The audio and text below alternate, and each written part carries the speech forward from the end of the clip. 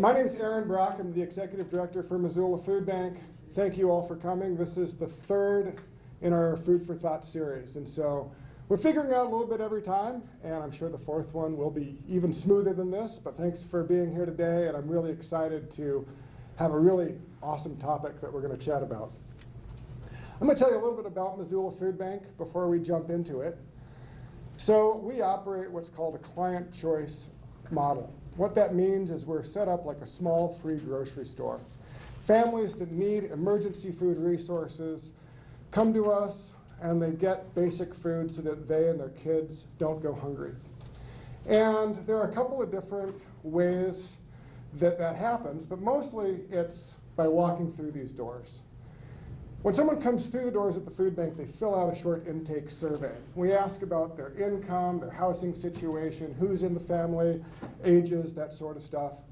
All of that is used for statistical analysis. We want to make sure that we know what the population that uses the food bank looks like, what their needs really are, but there's no criteria. I tell people, and I'm serious, that if Bill Gates walks through our doors tomorrow morning, Mr. Gates is welcome to get some food. The best judge, we've decided, of whether or not you need emergency food is you. And I want to be very clear, we don't ever see Mr. Gates. The folks that we see truly do need the resource that we provide.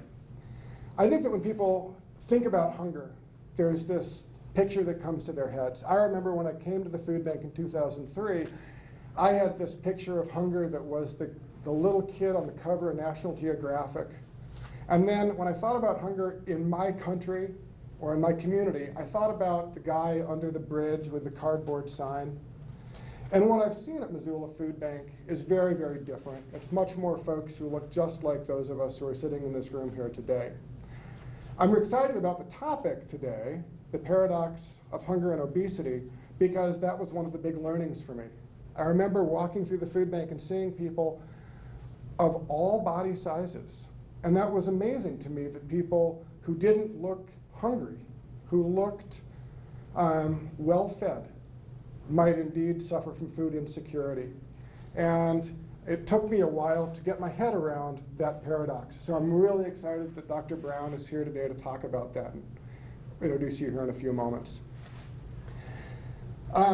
People walk through the food bank, they get a short list of the items that they can take. It's based on family size. So we always have basic staple items on our shelves, things like tuna fish and peanut butter and canned fruits and veggies and dry rice and beans and oatmeal and so on. And the amount of those food products you can take on your visit to the food bank is based on how many people are going to eat that food. A family of 5 is going to take more food than a single individual. And then every single morning we're out at local grocery stores and we're picking up yesterday's bakery and dairy and produce and frozen meat products and so on. And we're adjusting the limits on how much a family or an individual can take of those items. The idea being, let's get rid of all of it. At the end of the day, let's make sure it all has a happy home, and let's make sure the last person through our facility has a meaningful shopping experience and isn't looking at one wilted cucumber. It's the only produce that's left. So how do we adjust those every single day? I talked about my perception of hunger as being the people under, the guy who's visibly homeless. And when you look at the numbers, it's pretty clear that that perception goes away immediately.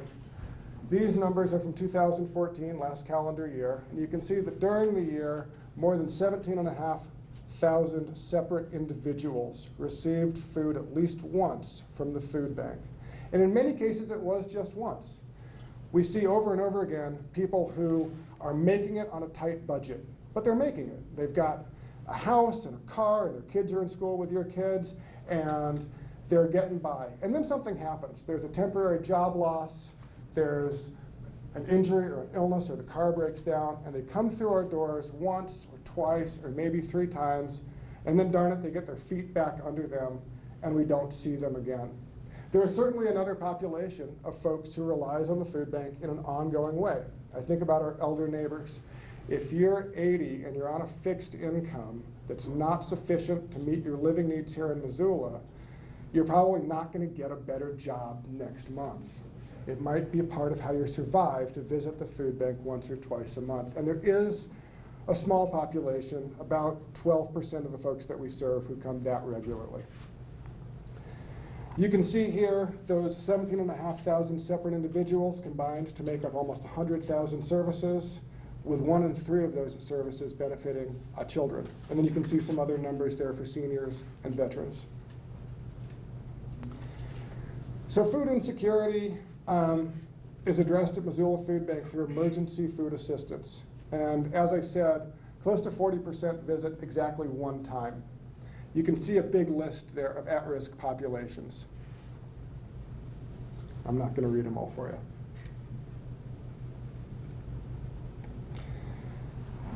Part of the reason that we're doing this series is that as we look at our role in this community, it's clear that just providing food to folks isn't enough. We are not solving the problem here.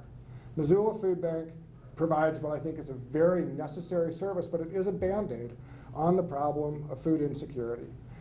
As you probably have seen, we're getting ready to relocate. We're going to build a bigger, better food bank, and I got to tell you, it's not the solution to hunger in this or any community. The solution is not to build the world's biggest food bank. So part of what we want to do here, and what I'm excited that you're all a part of, is a community conversation, because the fact that 1 in every 6 people who call this county home came through our doors last year at least once, that's not okay. And I'm grateful that you're here to help us think in a more systemic way about the issues of poverty and hunger and what we might do to reverse the incredible growing trends that we've seen in need and usage at the food bank. So I'm not even gonna introduce Blakely. I'm gonna let Paige do that instead. I'm gonna introduce Paige Eli. Paige is a Vista who has been with us for a year, and her year is coming to an end. This is her last Food for Thought meeting. And she has been a driving force in getting these things going, and she's awesome. We've really gotten a lot out of having Paige on our team for the last year. We're gonna miss her a lot. And I'm gonna introduce her here because after Dr. Brown is done speaking, Paige is gonna take over and lead us through some exercises in a discussion on what happens next. So she'll preview that and introduce Dr. Brown.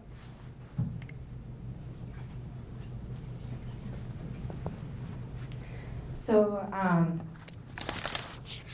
just building off that, so for our Food for Thoughts, every time we're going to have a guest speaker come in. So Erin will do an intro, and we'll have our guest speaker, and then we'll talk a little bit about how it connects back to our clients, and then we'll always have time for small group discussion.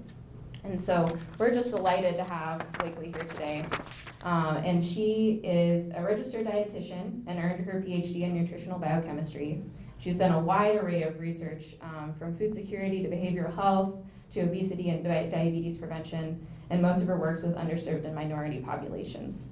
And so she currently teaches at nutrition at University of Montana and is conducting several research projects, including partnerships to prevent childhood obesity on the Flathead Reservation. And so help me welcome Blakely Brown.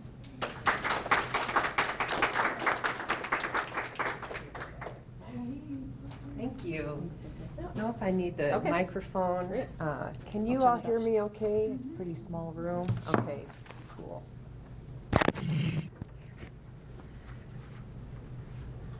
Okay, well, thanks for that introduction, and I've always learned more about the food bank every time. Thanks, Erin, for bringing me up to date on some of the efforts of the food bank.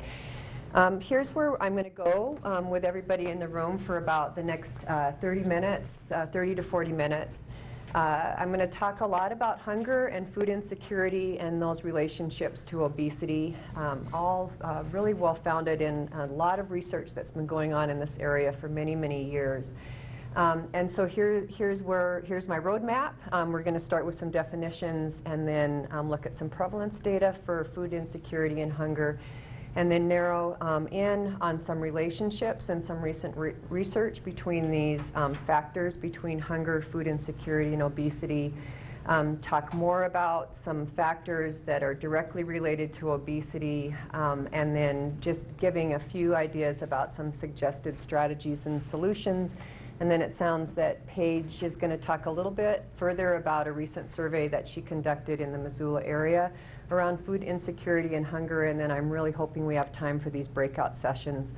I'm happy to take questions during the talk. We talked about this yesterday. I really don't have any usual format for my presentation, so you're welcome to ask questions, and if they go on too long, I can sure talk to you individually after I'm done. Okay, so here we go. So let's just anchor ourselves on the definitions of food security, low food security. These definitions come out of a lot of research that's been conducted through an agency within the USDA called the Economic Research Service, I believe, or ERES. Is that right, Paige? ERS. You can get a lot of information and data on food security, and basically they give us our workable definitions for what we're talking about today. So high food security is basically access by all people at all times to enough food for an active, healthy life. Low food security, which used to be labeled food insecurity without hunger, are when people have reduced quality, variety, or desirability of a diet. And with low food security, there's usually little or no indication of reduced food intake. So it's a little bit hard to see, although there's these survey instruments, national survey instruments that can capture whether a person has low food security or not. And then very low food security, the old label for me is food insecurity with hunger. And this is unfortunately when people have, they report multiple indications of disrupted eating patterns and reduced food intake. So a disrupted eating pattern would be something like they're reporting they're skipping a certain number of meals during the day, during the week, during the month. They don't, their kids are skipping meals. They're not eating in order to have their kids be able to eat, and that's called this disrupted eating pattern. And we'll look at that characteristic in just a few slides. Hunger, so again, the definition for hunger is an uneasy or painful sensation caused by lack of food. Hunger is an individual level physiological condition that can result from food insecurity, and some of my work over the years has been working in the area of hunger, mainly in the area of these physiological responses and this feedback loop about feeling hunger and then eating and feeling full and those satiety signals, and then what happens to drive us to eat again. So there's a lot of research that goes into just thinking about hunger and these physiological loopback systems that we experience. Hidden hunger is when individual suffers from what we call subclinical nutrient deficiencies. So these subclinical nutrient deficiencies might be things like deficiency in folic acid or vitamin A, and oftentimes people with these subclinical nutrient deficiencies who experience hidden hunger, you can't really see the nutrient deficiency on the outside, but clinical tests may then show that you're having these nutrient deficiencies. So that's when you're not having, hidden hunger is not having an overt clinical sign of undernutrition. Okay, now there'll be a test on all these definitions at the end. No, I'm kidding. All right, so then moving us into kind of historically what the nutrition field has looked at and talked about historically in terms of the connection between malnutrition and undernutrition. Malnutrition historically has been the same as what we call undernutrition. And undernutrition in my world and some of the people's world who work in the area of nutrition in the room is where you don't have, you're either nutrient deficient or you're deficient in kcal. So you're not getting enough energy to meet what your basal metabolic needs are during the day. And of those kcals, you're not meeting your nutrient needs for things like vitamin A or B or C or folic acid or carbohydrates or proteins. So malnutrition, undernutrition is usually associated with poverty, but the paradox that we're seeing today and some of my work in food security and hunger and obesity is that there are now established links through the research between poverty, food insecurity, and malnutrition to obesity. And obesity is different than malnutrition because obesity is what we call the state of overnutrition. So too many calories, too many energy yielding nutrients, fats and carbs and proteins, and that's the state of overnutrition. So malnutrition then can be connected to either under, not enough calories, or overnutrition, too many calories, and both conditions, undernutrition and overnutrition, can emerge from living in poverty and having an inadequate food supply. And I'm going to unpack this a little bit for us as we move through the next several slides. This is a diagram that I often show. I think it's a really nice graphic that comes out of an article, kind of an older article now, published in the Journal of the American Dietetic Association in 1996, that really gives like a really nice graphic or map to show these relationships with what we've been talking about thus far. So poverty at the top of the map, directly associated with hunger and food insecurity.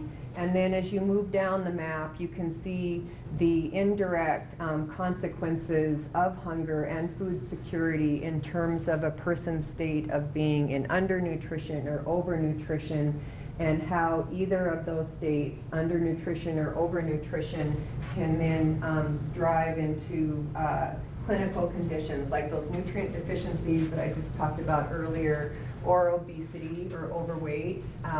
And then there's still research going on in terms of the links, understanding the links. The links are what we call the moderators of overnutrition and hidden hunger. Certainly undernutrition, research shows, is directly associated with hidden hunger as well. So kind of a nice roadmap.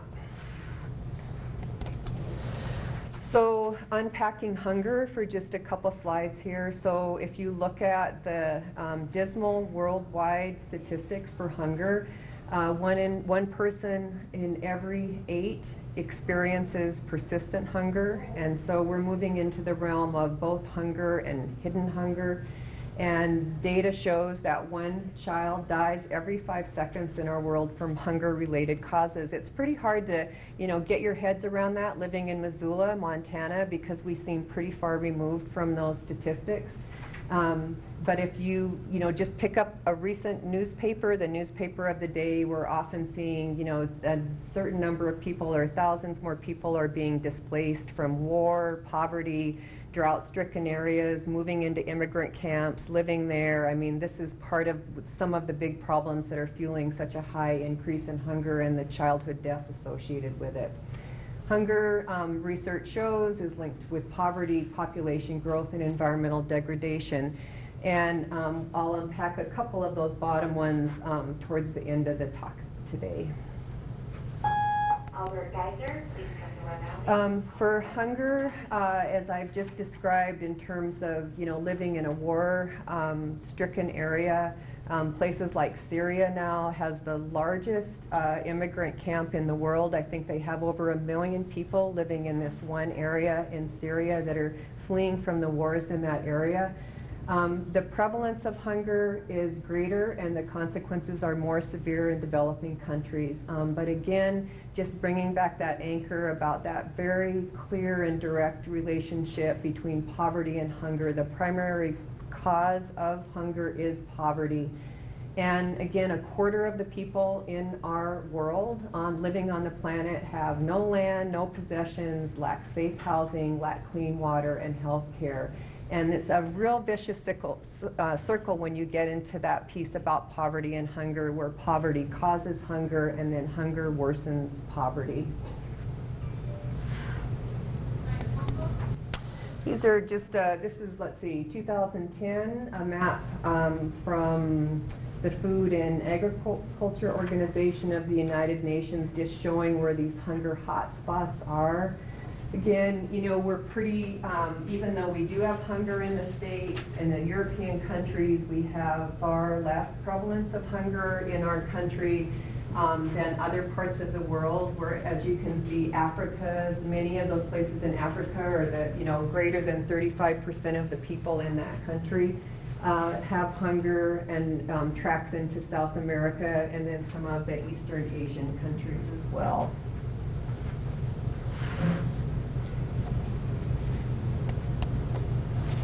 So let's come back now to food insecurity, and just a reminder about, when I'm talking about food insecurity, what I'm talking about is people experiencing this limited or uncertain availability of nutritionally adequate and safe foods. I mentioned that USDA ERES site. So that is the place in our government that's tasked with surveying and assessing the prevalence of food insecurity in the U.S. on an annual basis. They work with the U.S. Census Bureau to administer a nationwide survey that then collects data on a number of representative selected households in the U.S. And from that data, we can see that in 2013, about a little over 14% of the households are food insecure. And where Montana stands in terms of that data collection and our prevalence rates, we're really right up there with the national level now. We didn't used to be, but we have tracked up recently. And so about 14% of Montana households are what we call food insecure. And all of you in here, I think, are pretty aware of some consequences of inadequate diet. So poor health, and then just a lot of social determinants of health come up or increase when people are experiencing food insecurity or inadequate diets, like impaired physical, psychological, and cognitive development. This is research done in children, but some of those social determinants of health certainly track into adults with food insecurity as well. Lately? Yes. The food insecurity, is that 14%, is that tied to poverty, or is that, because you can have food security and not poverty? Correct. So are those statistics linked to poverty, or is it just overall, irregardless? Right, so food insecurity and poverty are linked. There is a relationship between the two. But you're exactly right. You can be food insecure and not be in poverty. And I didn't bring that data with me. I can look back into the ERES site and we can kind of get a sense of that. Paige and I were just talking about that yesterday. And some of the information she's going to show tracks maybe not so much with poverty, but in terms of your data about hunger. So you could be in hunger but not have food insecurity. And I think it's a great question, because the piece about food insecurity, hunger, and obesity is a complicated story. So it's not like if you have one, you definitely have the other factors. So I appreciate your question. Thank you. Within the USDA ERES site, you can pull into graphs and data that drill down more on the characteristics of the households by food security status. So again, these data come out of that national survey where they establish the prevalence of food insecurity, and then they drill down into what are the household characteristics of a household that is either food secure, which is in green, a household who's experiencing low food security, which is in pink, and one who has very low food security, which is in blue. And as you can see, as you would expect, the characteristics, you can pick kind of any one, are going to be higher or more prevalent in the households that are experiencing either low or very low food security. And these are some of the characteristics that we talked about before in terms of not knowing where your next meal is going to be. So households who are experiencing very low food security, for example, either cut or skipped a meal in the last 3 or more months, ate less than they felt they should. They were hungry but they didn't eat, and maybe they didn't eat for the whole day, or they didn't eat for the whole day in the last 3 months.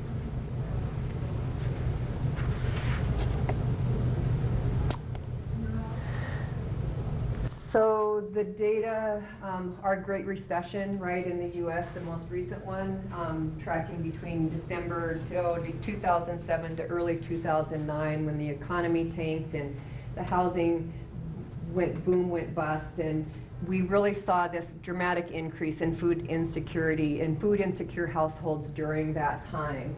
And the hope was, so we were lower than we are today. We were about 11% in 2007 in households that we were reporting food insecurity, and those with very low in food insecurity were around 4%.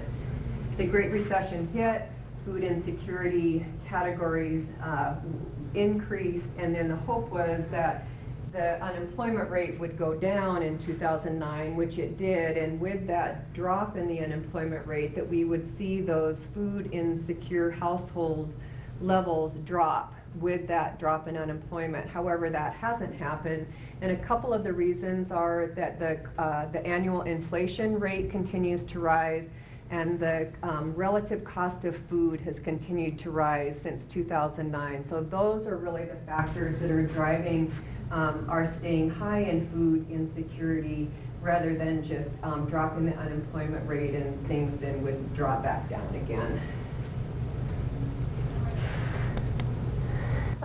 Food insecurity status tracks directly with race and ethnicity. So this slide is just showing, for example, for white non-Hispanic populations, they tend to have lower prevalence of food insecure households compared to either Hispanic or Black non-Hispanic, and those are the two graphs at the top.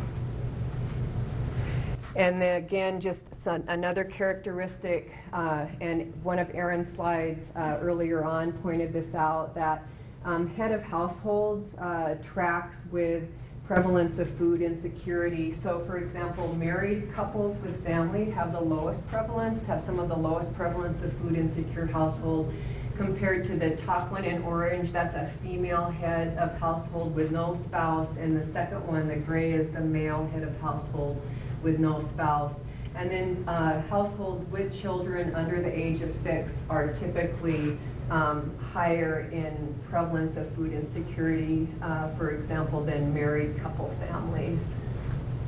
Have you done anything, about Yeah. Native Americans? Because their last one was about race. Yeah, so Native Americans probably would be captured in, I guess this isn't in the other, but the previous one would be the ethnic, yeah, this is like, I love that, all other ethnic groups, right? So they're captured in this gray line kind of down in here. However, some of our work on one of the reservations in the state showed a very high prevalence of food insecurity, up around 44% in some of the households there. So pretty individualized, and more research is needed in that area.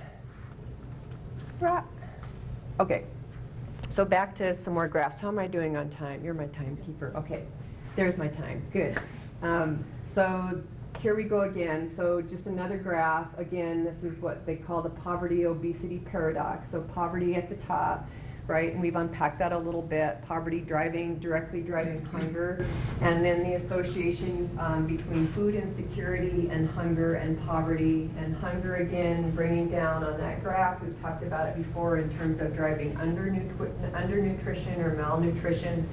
And then food insecurity either driving an undernutrition state or overnutrition state. And here's where we're going to go next, is this overnutrition state being linked to obesity.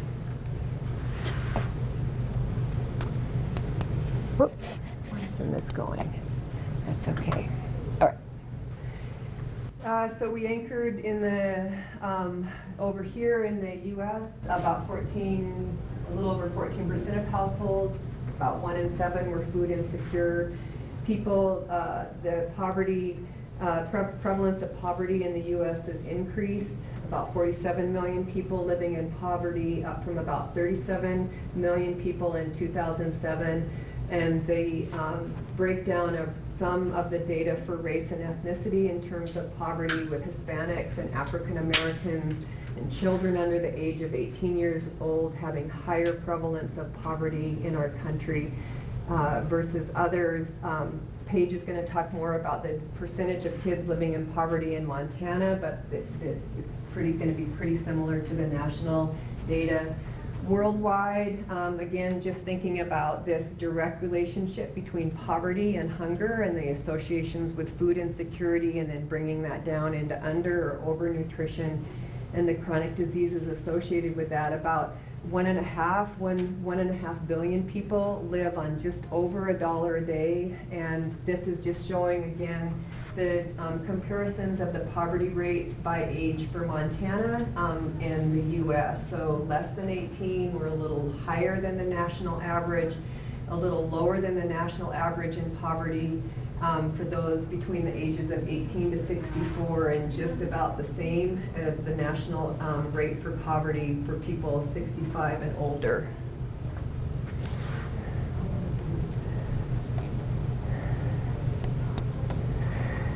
Okay, so I'm going to shift over now for just a few minutes to give just a really brief sample of where the recent research has gone in terms of understanding factors that are directly related to obesity.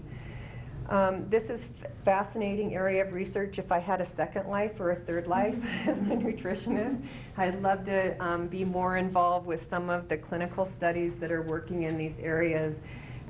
Pregnancy, different factors associated for baby's risk for obesity as it grows into its childhood years, adolescent years, and then in the adult years.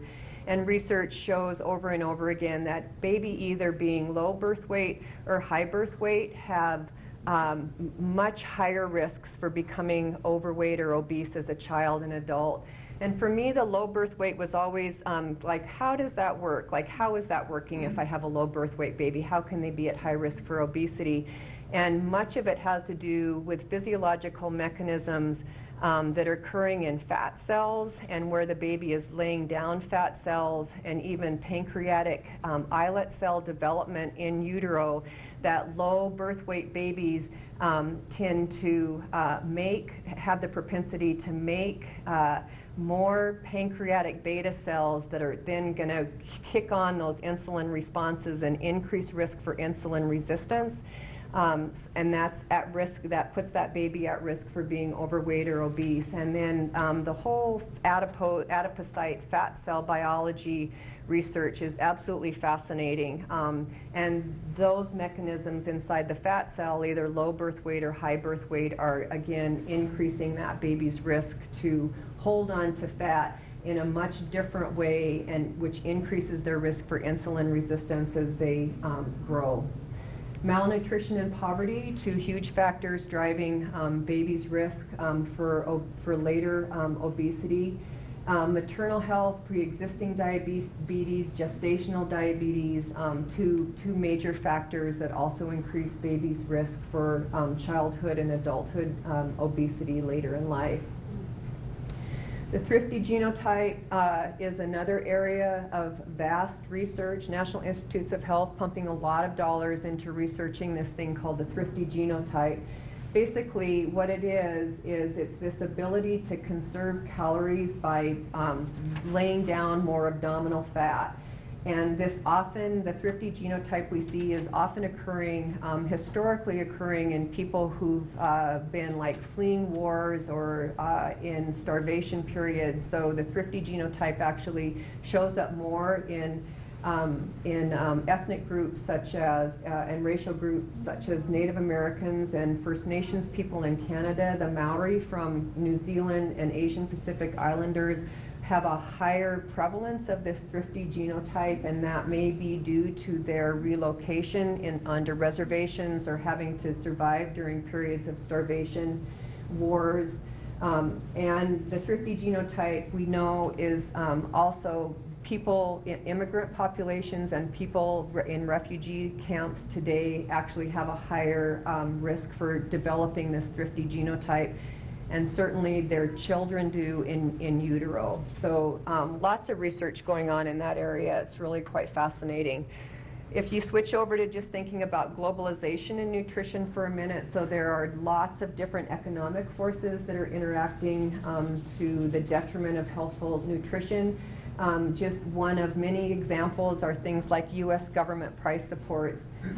So the subsidies, so for example, a Mexican corn farmer can't compete with the corn subsidies in the U.S., so they tend then to leave their farm and move to the city where there's food deserts and less likelihood that there's going to be healthful or fruits and vegetables for that family to eat. They're going to perhaps have a more sedentary lifestyle, not working on the farm anymore, watching more TV. So there's that piece of the globalization in nutrition. There's also the piece about just producing a lot of super cheap corn syrup in the world, right, from subsidies. And I don't know if some of you have traveled abroad lately.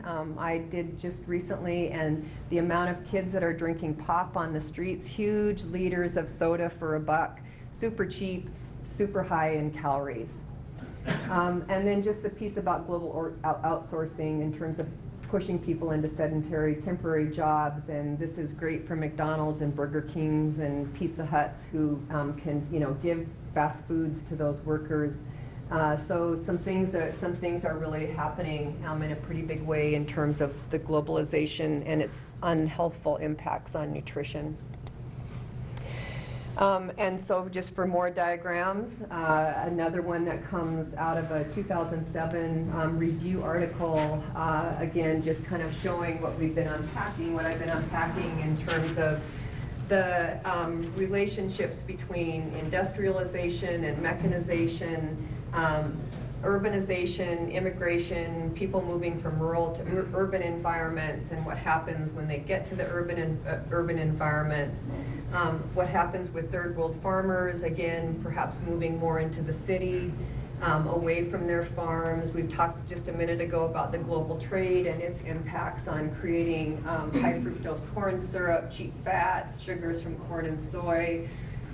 Great for the fast food industry, and then again just moving into all of what's happening within those links between these factors and this obesogenic environment, and what happens then in poverty with people having low income, hunger, low access then to fresh produce, low access to good food, no safe places to play, decreased physical activity, social determinants of health, and then we've unpacked just really briefly the piece about those intrauterine environments, thrifty genotypes, the piece about those fetal environments and how those directly play into risk of obesity.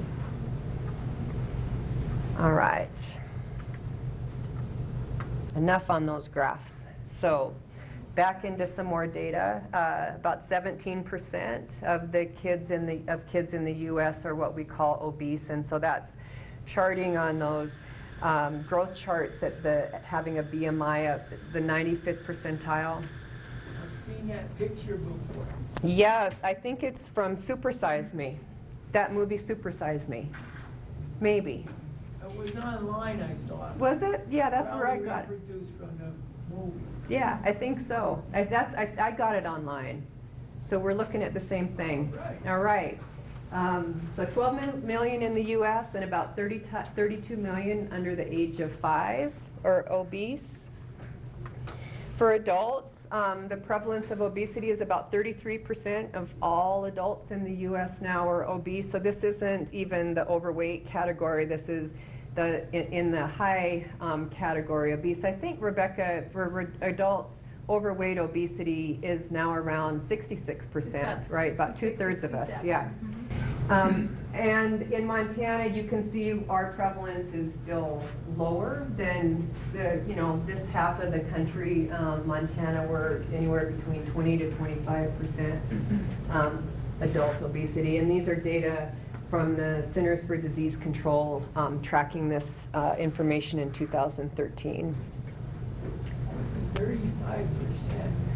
What's that?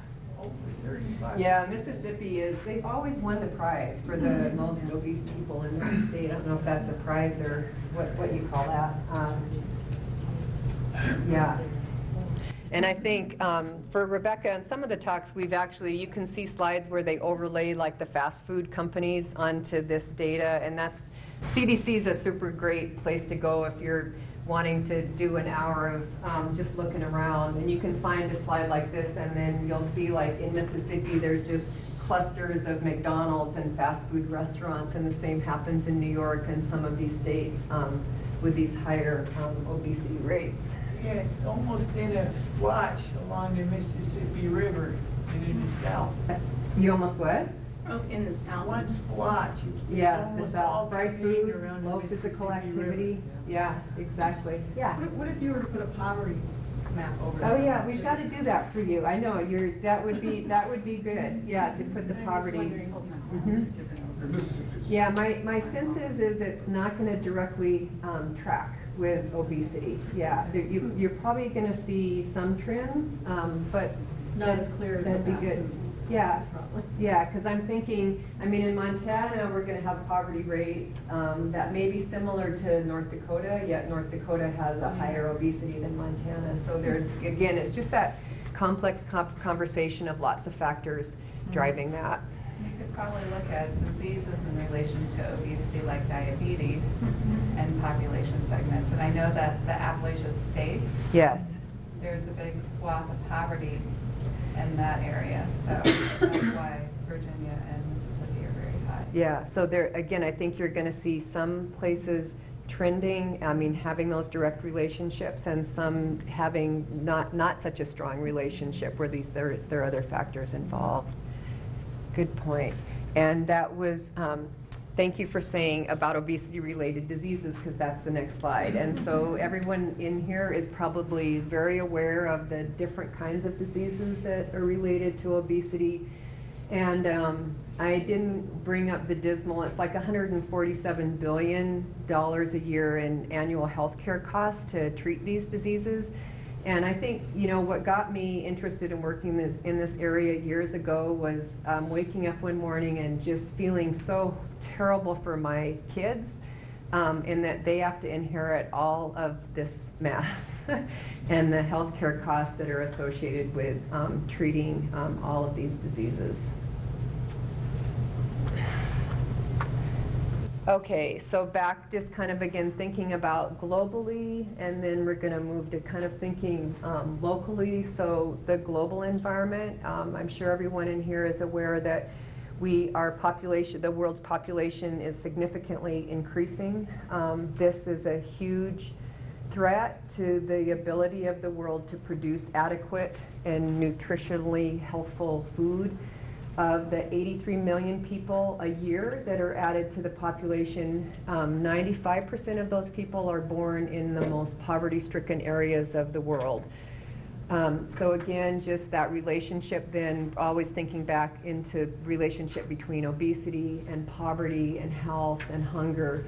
Hunger and environment, producing enough food to feed the world in the present day damages the environment, and a damaged environment can't adequately support production of enough food. So these are pretty daunting problems, and I was talking to my son the other day who's thinking, how can I ever do anything about any of this? And often where my head goes back to is just like the people in this room and our community, where we can start small. We can start in Missoula and think about how we can tackle some of these issues here, and that to me over and over again is the place that we can make an impact and a place to start.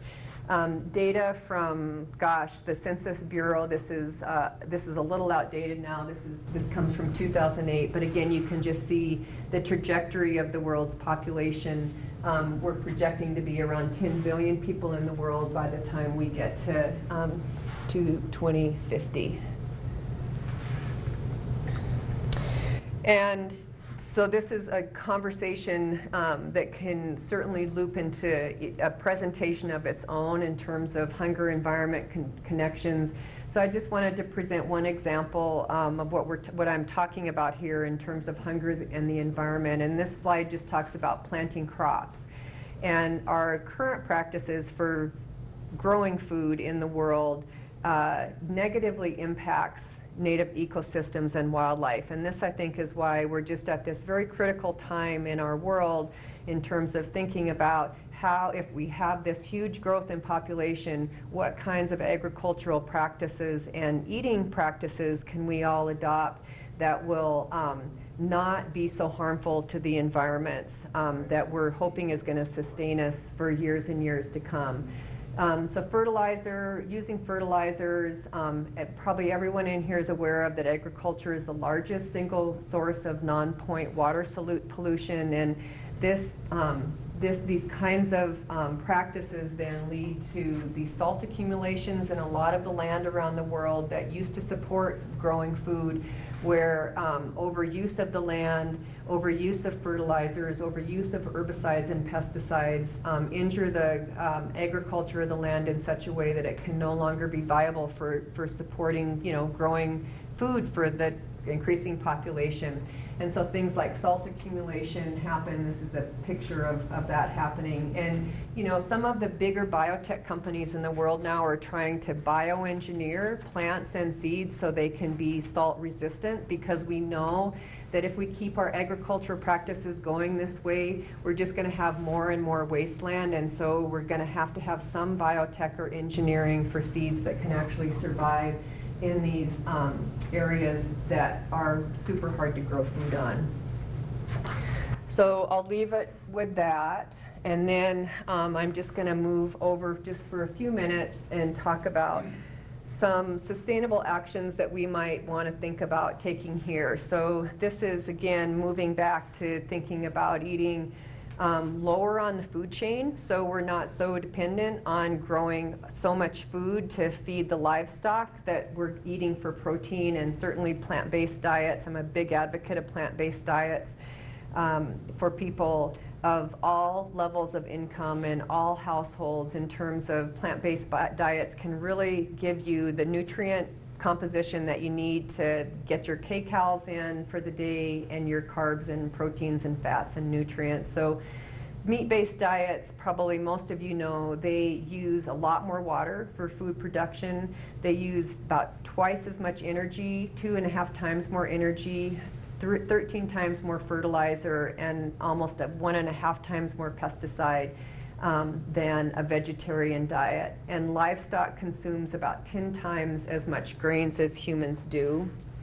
This is kind of a nice little graphic, just kind of showing again where if you're eating lower on the food chain, so that would be like relying more on grain products for your nutrients for the day versus animal products. You're going to use less grain, meaning I'm going to use less land to grow the food to supply making that loaf of bread than supplying 1 pound of growth in a fish, in a chicken, in a pig, and certainly lots of grain go into animal and beef production. And then, there's environmental consequences of animal production in terms of the huge feedlots that we have for pigs and beef versus using that grain just to make the bread. Where does dairy fit in on here? Dairy. As far as Yeah. impact? Oh, instead of eating just the here, it probably fits in here somewhere. Yeah, it's probably a little bit less grain because you don't have to fatten a dairy cow, right, as much as you do the beef cow. But I bet it's somewhere kind of right in between there. Good question. Okay, and then in terms of energy consumption, so this is a slide just showing the fuel needed to produce different kinds of dietary habits. So the meat eater consumes typical U.S. diet of meat, animal products, and plant foods, and uses about this much fuel to produce this much food. Here's a person who's eating lacto-ovo, so what is that? Eggs and milk, but excluding meats. Meat products is using less fuel to produce that food, and also less agricultural space to produce that food. And then a vegan who's eating just plant foods is using the least amount of fuel and the least amount of agricultural land to produce that food.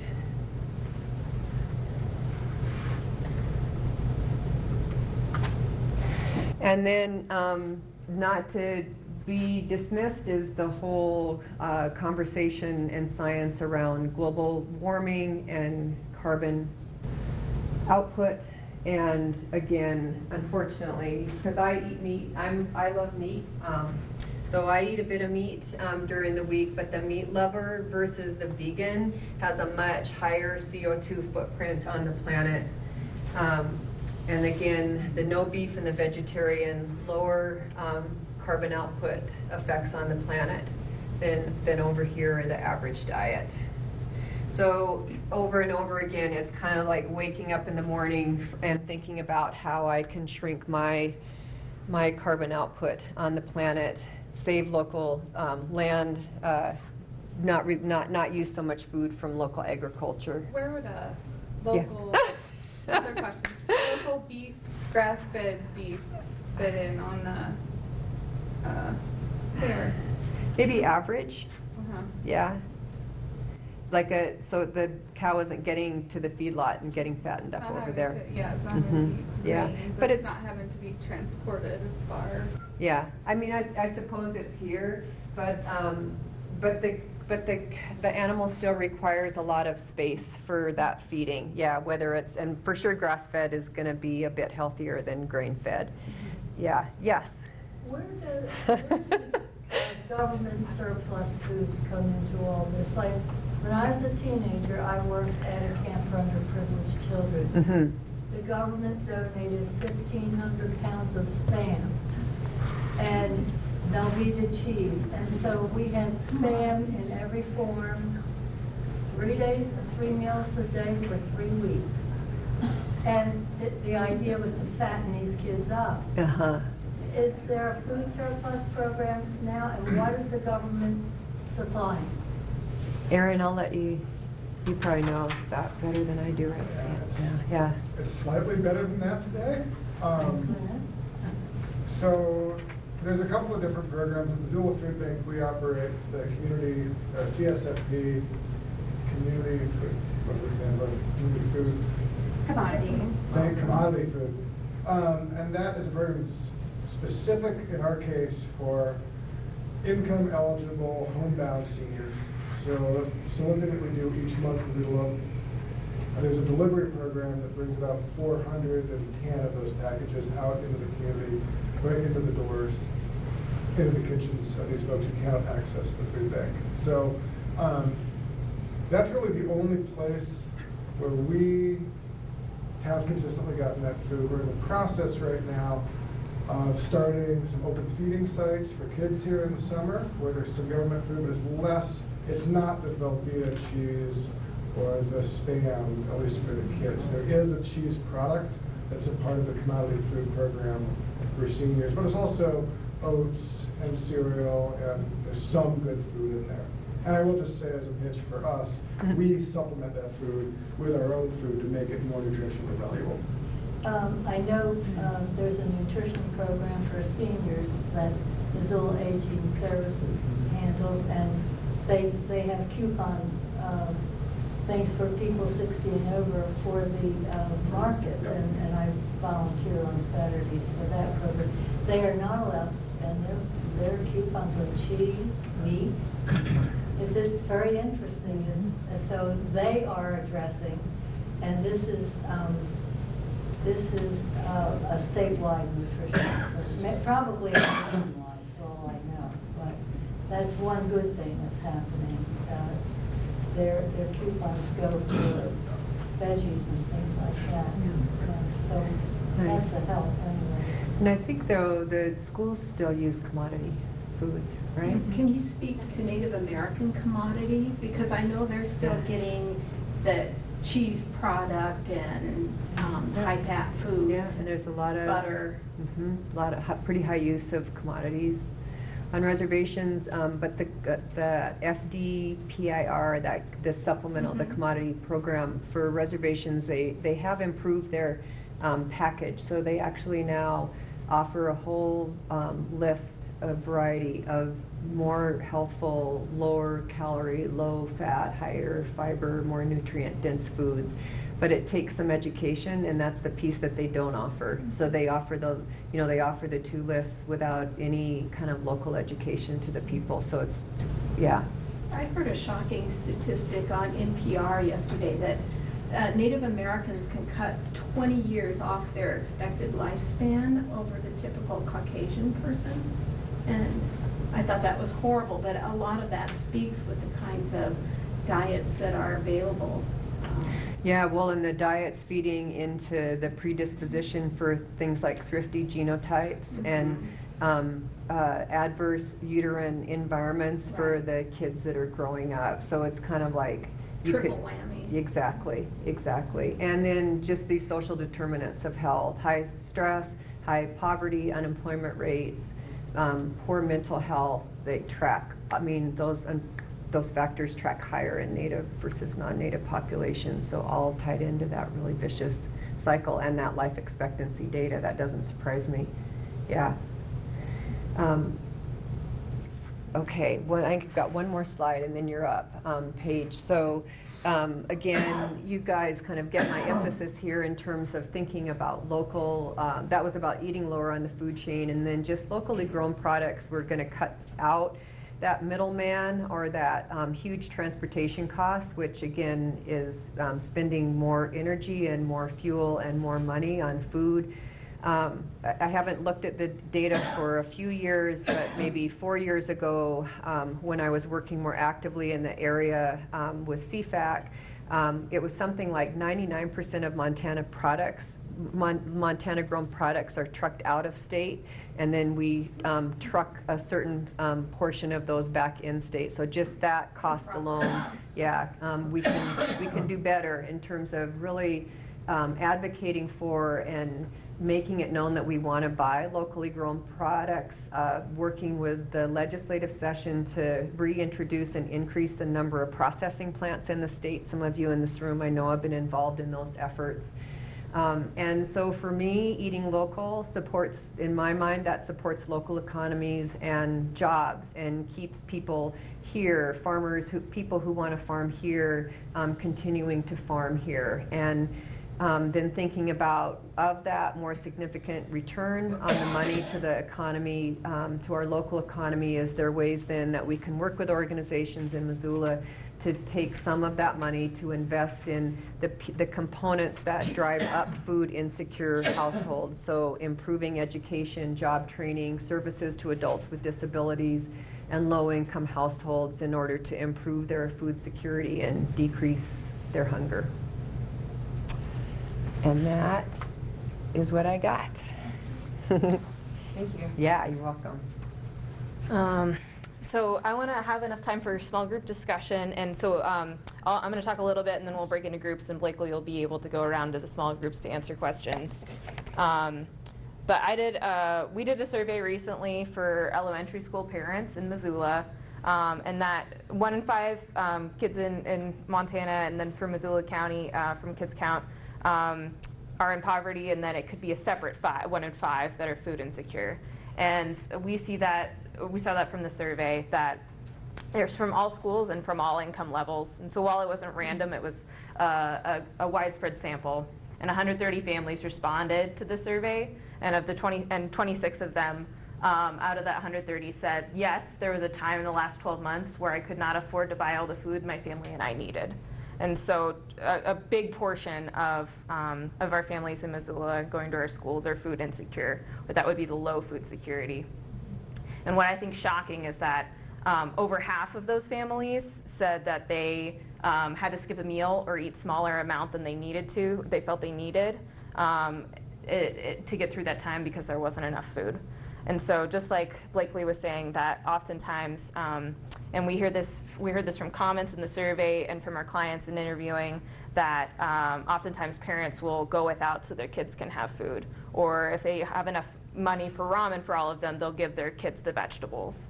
And so we can see this with, from the parents that responded that they were food insecure, the average fruits and vegetables that their kid ate was still 3 fruits and vegetables a day, which is what's recommended. And so that may be at school with free and reduced lunch or at breakfast, so it might not be able to be, what the parent can afford, or they're going without to feed their kid.